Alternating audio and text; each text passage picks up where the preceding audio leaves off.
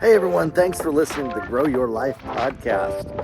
My name is Jeremiah Krakowski, and on this podcast I talk about how to build a coaching business, a course business, your mindset, as well as marketing strategies, leadership strategies, and ways to be more successful. Now today, I'm going to talk about how to use the energy of other people to create your persona in your business. And this is kind of an interesting topic because obviously we want to be authentic, we want to be ourselves, we don't want to be a copy of other people. But when it comes to like the coaching and online course space, I think that there's something to being a student of other teachers and listening to other teachers, coaches, mentors who share what's on their heart. And the ones that you like their style, you like how they talk, how they communicate, the nuance of their language, things like that. You sort of mirror them in the beginning. Not like what their content is, but rather their energy, their tone, how they pause, the way that they structure sentences, the way that they rise in their energy and they come down low, and observing how these other speakers and other leaders do that. Now, you could learn all the nuances of this in a book, go to college, whatever. I didn't do that. I just listened to a bunch of podcasts and opted in for a bunch of offers and webinars and trainings that other people did and just watched other teachers teach. And then as I observed them teaching, I would then teach my own content from the energy of how they taught. One way that you can do this is like watch a podcast episode for 30 minutes before you have to record your own training. You can watch my podcast. If you like my energy, if you like how I connect and how I communicate with people, you can then borrow that and use it for your own recordings, your own trainings, your own courses, podcasts, social media content. Is plug into the stuff that I'm making, watch maybe a whole podcast episode from me. Listen to a training that I did. Listen to a training that I did specifically. I think I stepped on a nail or something. I don't know. Those if you're watching me on video, I just like paused. That was weird. It wasn't a nail though. Watch the different trainings that I do and then go and record your own thing. Go and record your own content. What ends up happening is like, especially if you're actively listening, you're not like passively listening. It's kind of like where you're actually paying attention. You ever gotten amped up, lit up, excited by somebody talking about a certain topic? What I like to do is I'll watch specifically the piece of content that person has that makes me feel that way.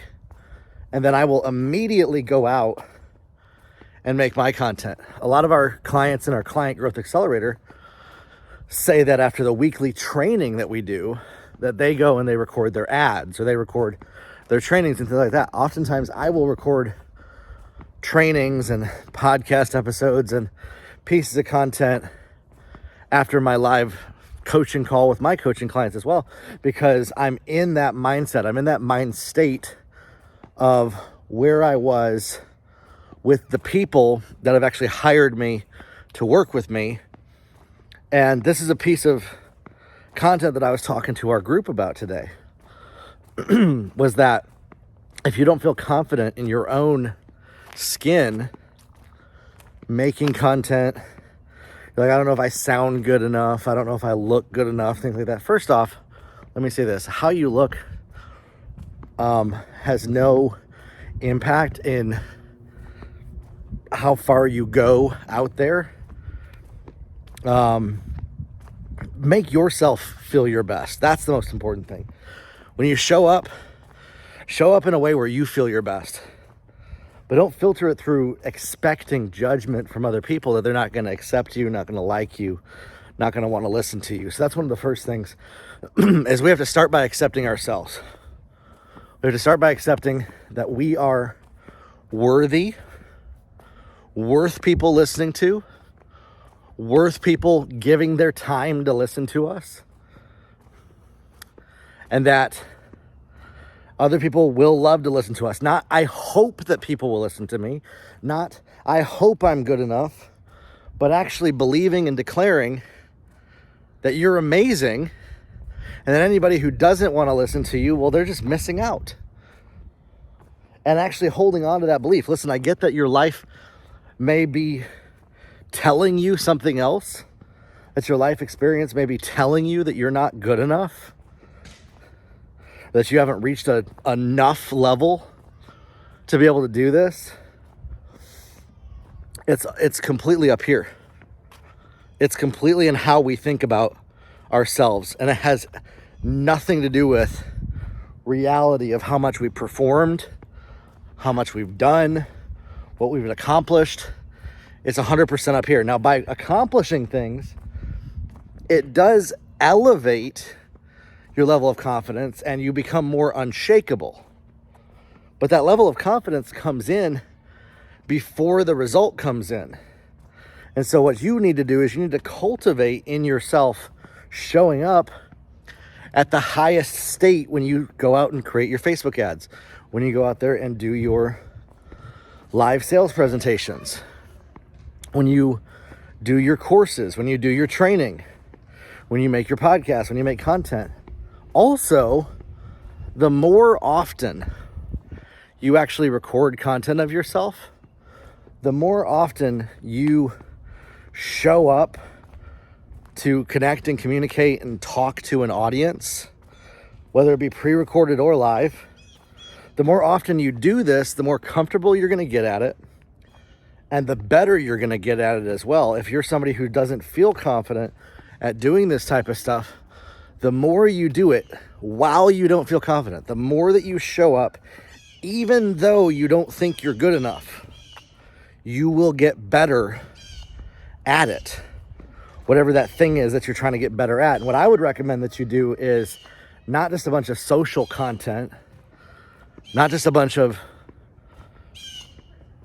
podcasts or YouTube videos, but content that people actually have to register for. Content that people actually have to give you their name and email address for.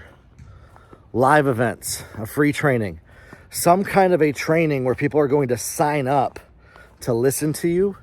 And if you do it a few times where you're actually showing up live, where you're actually connecting with people live, not just pre-recorded, not just a recording where you press the camera and record it, but you're actually taking the risk of getting people in front of you on a live presentation to where you can't turn it off. Sure, you could kick everybody out of the room, but once they're there, you're going to have to show up.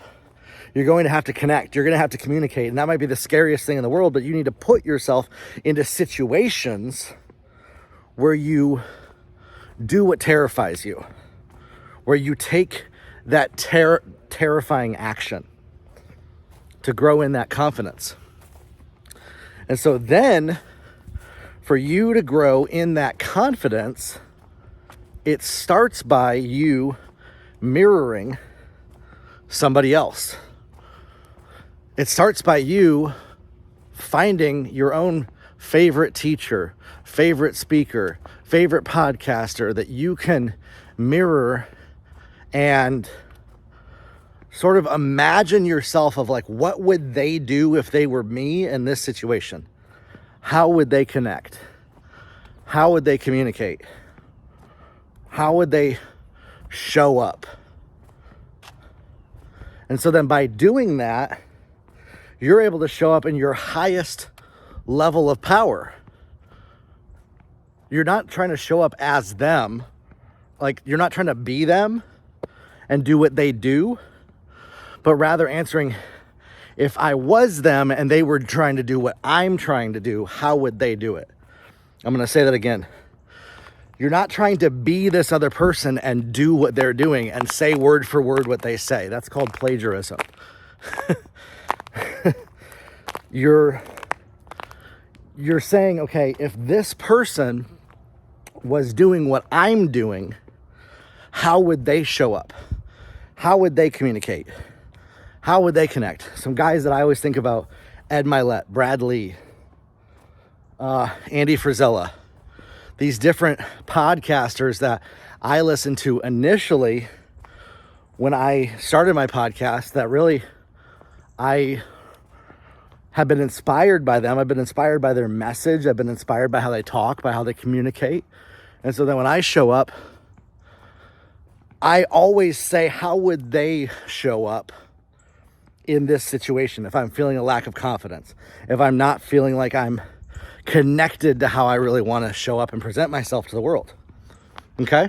So this will help you when you're making content. Just when it comes to the nuance, you're essentially acting. You're essentially playing the role of the future version of yourself before that actually becomes the reality. And again, I'm not talking about fabricating information. I am a multimillionaire when you're not, and lying to people and defrauding people. That's not what I'm talking about at all. What I'm talking about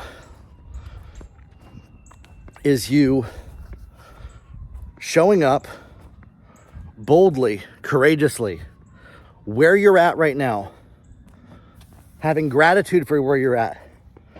You're not trying to be somewhere else. You're not trying to force things to happen. You're actually thankful for where you're at in the process because of what you're learning right now. That's one of the first things you need to do. Not become disappointed, dissatisfied, upset that you're not where you want to be and that comparing yourself to other people. That's just going to hurt you, and that's going to keep you held back longer by operating from that type of energy where you're wishing you were somewhere else that you aren't right now. We have to let go and detach from needing to force future events to happen. We need to detach from how we thought things should go and demanding and requiring, and now I'm devastated because it didn't go my way. I see people do this all the time. They write me. They spent $200 on Facebook ads and they didn't become a millionaire overnight, and now they are completely disheveled and their life is over in their mind. And I don't hear from them again for 2 years because they didn't have the ability to handle what was going on. They didn't have the ability to handle what life they were creating. They weren't ready to handle that at that level, and they were so attached to how they thought something should go that they connected their happiness, joy, safety, security to this outcome working out perfectly how they imagined. People like that are always disappointed. They're always playing the victim. They're always angry at everybody else about what they're not doing right. They're always critical of themselves and other people. They're always beating themselves up. They're always punishing themselves for making mistakes. And they live a really sad existence that truthfully comes from, honestly, having a hard life, possibly experiencing abuse for most of these people. Trauma, childhood trauma, adult trauma, corporate trauma, relational trauma. This type of abuse locks your brain into looking for sure things. and being risk averse, to where you're afraid of taking a risk, to where you're afraid to do something that you can't 100% control, that you can't 100% guarantee how it's going to go. And I understand that there's a lot of people who listen to my podcast, that's you. That's why you've been stuck. You're afraid of a runaway credit card when you run Facebook ads. So you won't run Facebook ads because you're so afraid of something that you can't control taking over you and harming you. Because that's what you have experienced in your life, is you've experienced so many things being forced on you against your will and being controlled by other people and situations, that you fight back against anything that feels like that. And then when you launch your business, it feels like your abuser. Your business feels like the person who hurt you the most. Or you project that onto your mentor or your coach, because you're looking for somebody to be responsible, when the truth is it's just right up here. It's right up here. And when we learn to operate in our highest state, our highest energy, for me, I look for, how can I manage my state to be the happiest and most joyful at all times? Going for walks around my neighborhood helps me do that. Eating, drinking water throughout the day, not sacrificing myself when it comes to, oh, I'm working so hard on a project, or I'm taking care of my baby so much that I have no time to drink water and take care of my own health. That's actually a response from trauma, to do that, to where your needs weren't able to be met, and that you had to constantly manage and control other people for safety and security, that you sacrifice your own needs. My new baby just came this last week, and I literally found myself doing this. Not eating, not drinking water, not doing what I know will take care of me to operate in my highest state of joy and happiness. And so that's one of the first things, is do more of what makes you happy more often, instead of waiting until you've reached a certain goal to experience joy and happiness. Instead of waiting until things go your way to feel happy, you cultivate it from inside of you right now in any situation, no matter how you need to do that, whether it be through prayer or faith, or you just go out and have some fun, or you play a video game, or whatever that thing is for you that helps you operate from that highest state. You just do that more often right before you go record your content, you go create your sales letter, you go do the things that you're trying to do. What it'll do is it'll snap you. I told some people to do this before they go to run their Facebook ads often, because they're operating from this fear programming, this avoid pain programming, this avoid getting hurt by the algorithm programming. And so they have to snap themselves into a positive state of mind to actually break the physiology that they're feeling inside of them that's telling them avoid, avoid, avoid, attacker, attacker, you're under attack, that puts you into hypervigilance to try to avoid getting hurt. And all you're just doing is running Facebook ads. All you're doing is just using ChatGPT. All you're doing is just creating a Jasper account. But your body and your brain think that it's something far more dangerous. And so you actually have to snap yourself out of that by doing more of the things that you love, more of the things that make you happy more often. And exercise, controlling your energy, controlling your state, instead of being controlled by how you feel. You actually say, okay, I'm not feeling my best right now.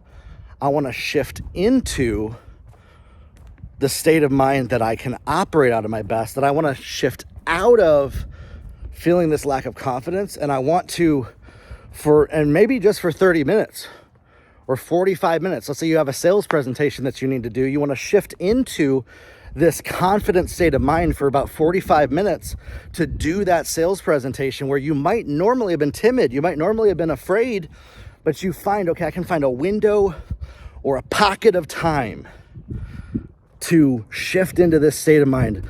So like I'll go for a walk, I'll play a video game, I'll go listen to a podcast that'll get me excited, and then I'll go out there and I'll record my Facebook ads, or I'll go out there and I'll write my sales copy. When you do this, you can actually start to decide and dictate what happens in your life. You're not subject to just letting your feelings define what you can do and how much you can do each day. You're actually a lot stronger than you realize when you learn how to control your state of mind, state management. And these are some of my methodologies. I've never learned this like clinically or studied this much. This is just what I do myself to manage my own state, and it's helped me tremendously. And I think it'll help you as well. Grow your life, everybody. We'll talk soon. Listen, if this has helped you at all, share it with somebody. Don't keep this to yourself. Let the world know about the Grow Your Life podcast. Have a good one.